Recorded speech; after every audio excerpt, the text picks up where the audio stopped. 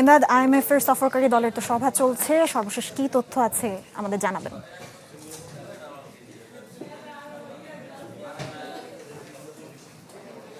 আন্তর্জাতিক মুদ্রা তহবিল আইএমএফ এর পুঁজিবাজার উইং এর ডেপুটি ডিভিশন হেড জর্জ ক্রোশনারের নেতৃত্বে 12 সদস্যের প্রতিনিধি দল এখন বাংলাদেশ সফর করছে। তাদের লক্ষ্য যে আগামীতে 450 কোটি ডলারের নতুন ঋণ নিয়ে যে সরকারের সাথে আলোচনা হচ্ছে সেটার হাল হকিকত কি হবে, সেটার স্ট্র্যাটেজি কি ধরনের হবে সেগুলো নির্ধারণ করা। সেই সাথে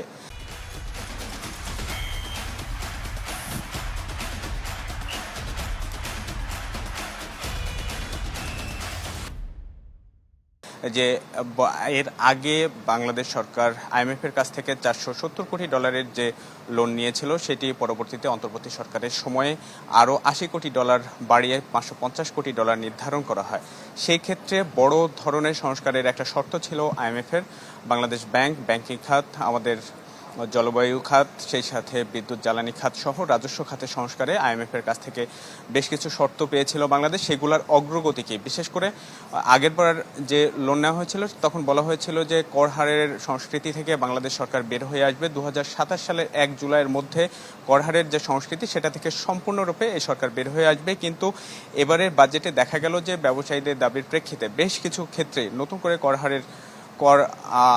হারের যে সিদ্ধান্ত সেটি থেকে সরকার খানিকটা সরে এসে ব্যবসায়ীদের দাবিকে যৌক্তিকভাবে আখ্যায়িত করে সেটিকে প্রাধান্য দেওয়া হয়। এ বিষয়ে সংস্কারের খুঁটিনাটি জানতে চেয়েছে আইএমএফ এর যে সফররত প্রতিনিধি দল। তারা এখন যে বৈঠকটি হচ্ছে সেখানে বলা হয়েছে যে রাজস্ব খাত সংস্কারের অংশ হিসেবে রাজস্ব খাতকে ভাগ করার যে উদ্যোগ, রাজস্ব নীতি এবং রাজস্ব ব্যবস্থাপনা বিভাগ নামে দুটি বিভাগ করার উদ্যোগ নিয়েছিল সরকার, সেটি এখনো বাস্তবায়ন হয়নি। গত 1 জুলাই থেকে যেটি পরিপূর্ণভাবে বাস্তবায়ন হওয়ার কথা ছিল। এইসব বিষয়ে বাংলাদেশ সরকারের কি যুক্তি, এনবিআর এর পক্ষ থেকে সফররত আইএমএফ এর প্রতিনিধি দলের কাছে সেটা তুলে ধরা হচ্ছে। ইমদাদ, আপনাকে ধন্যবাদ।